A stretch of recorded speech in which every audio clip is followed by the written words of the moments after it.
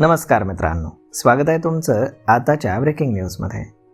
मित्रांनो, राज्यामध्ये सध्या जाणवणाऱ्या इंधन टंचाईच्या संकटामुळे शालेय वाहतूक व्यवस्थेवरती मोठी अडचण आलेली आहे. नवीन शैक्षणिक वर्षाची तयारी सुरू असतानाच डिझेल आणि पेट्रोलच्या दरांनी डोकेदुखी वाढवली असून याचा थेट परिणाम आता शाळांच्या कामकाजावरती होण्याची शक्यता निर्माण झाली आहे. इंधन टंचाई आणि वाढत्या खर्चाचा मेळ घालण्यासाठी मुंबईतील स्कूल बस ओनर्स असोसिएशननं सरकारकडे एक धक्कादायक मागणी केली. वाढत्या इंधन दरांचा भार पालकांवरती पडू नये आणि बस चालकांचं आर्थिक नुकसान टाळावं यासाठी असोसिएशननं दिवसाआड शाळा भरवण्याचं मॉडेल सुचवलंय. या प्रस्तावानुसार आठवड्यातील 3 दिवस प्रत्यक्ष शाळा आणि 2 दिवस ऑनलाईन वर्ग अशा हायब्रिड सिस्टीमचा अवलंब करावा अशी मागणी करण्यात आली आहे. यामुळे बसच्या फेऱ्या कमी होतील आणि इंधनाची बचत होईल आणि परिचालन खर्चामध्ये देखील कमतरता येईल असं असोसिएशनचं म्हणणं आहे. सध्या अनेक शाळा वेगवेगळ्या शिफ्टमध्ये चालतात, त्यामुळे बसला अनेक वेळा ये जा करावी लागते. यावरती उपाय म्हणून असोसिएशननं सिंगल शिफ्ट ट्रान्सपोर्टेशन प्रणालीचा प्रस्ताव दिला आहे.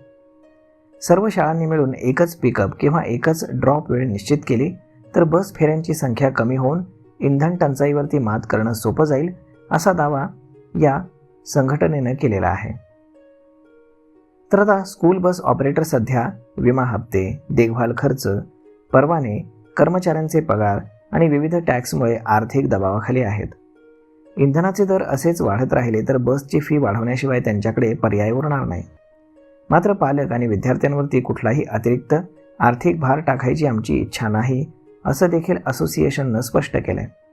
आणि म्हणूनच फी वाढ करण्याऐवजी शाळांच्या वेळापत्रकामध्ये बदल करून हा प्रश्न सोडवण्यावरती भर दिला जाणार आहे. शालेय बस ऑपरेटर रोज राज्यातील लाखो विद्यार्थ्यांची शैक्षणिक वाहतूक करत असतात.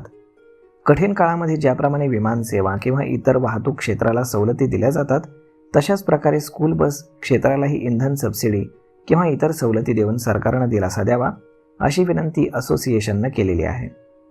विद्यार्थी, शाळा, पालक आणि बस चालक अशा सर्व संघटनांनी विन-विन ठरेल असा तोडगा काढण्याचं आवाहन देखील सरकारला केलेलं आहे.